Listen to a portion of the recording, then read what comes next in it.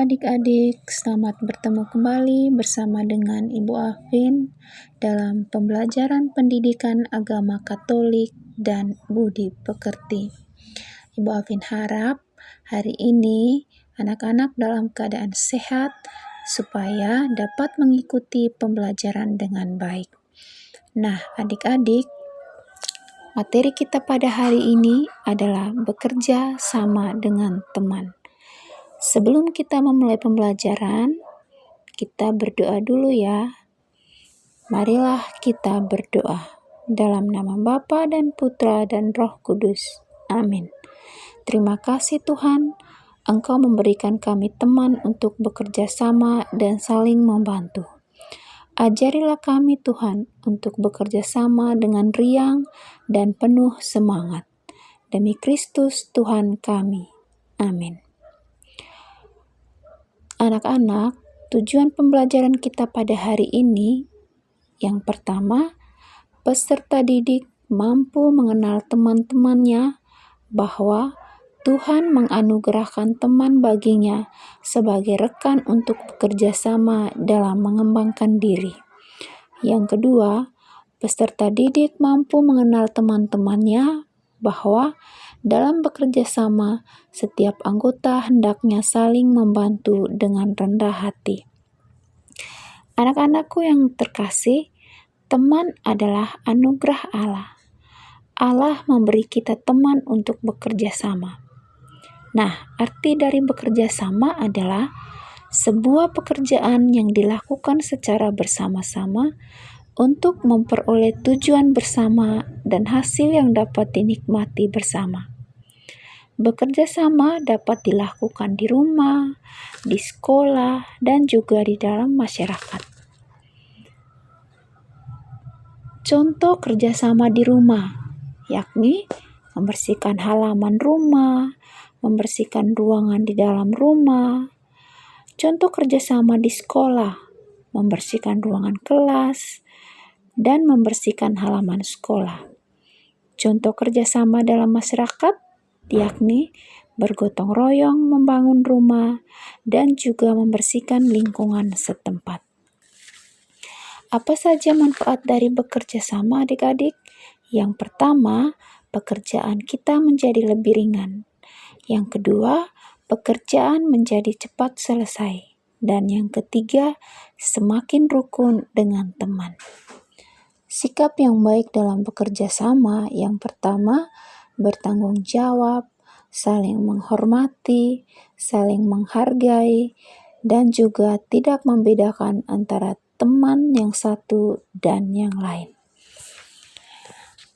Adik-adik, mari kita dengarkan cerita kitab suci yang diambil dari kitab Efesus bab 4 ayat 1 sampai 6.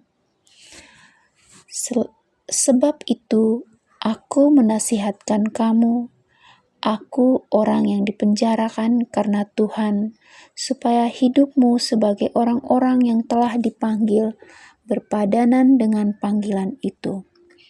Hendaklah kamu selalu rendah hati, lemah lembut, dan sabar. Tunjukkanlah kasih-Mu dalam hal saling membantu. Dan berusahalah memelihara kesatuan roh oleh ikatan damai sejahtera. Satu tubuh dan satu roh, sebagaimana kamu telah dipanggil kepada satu pengharapan yang terkandung dalam panggilanmu.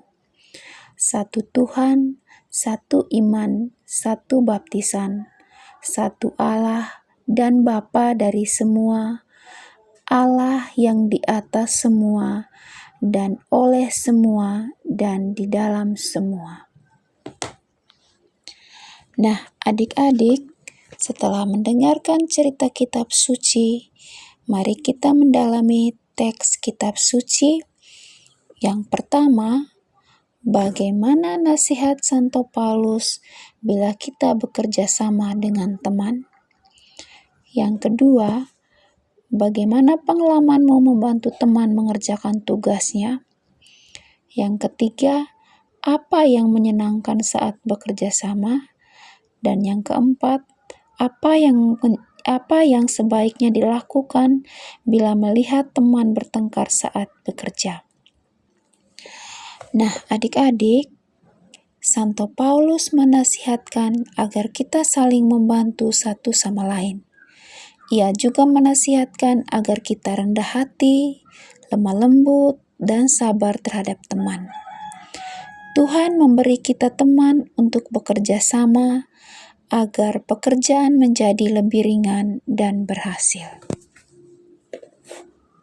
Sebagai refleksi untuk kita, bersemangatkah aku bila mengerjakan tugas kelompok? Dan sebagai aksi, kita diminta untuk membentuk kelompok piket untuk membersihkan lingkungan sekolah.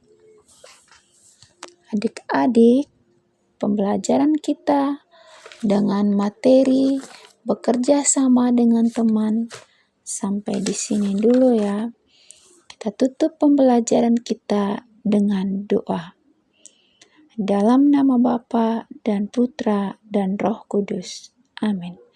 Tuhan Yesus yang Maha Baik, berilah kami semangat bekerja sama dengan semua teman demi Kristus Tuhan kami. Amin.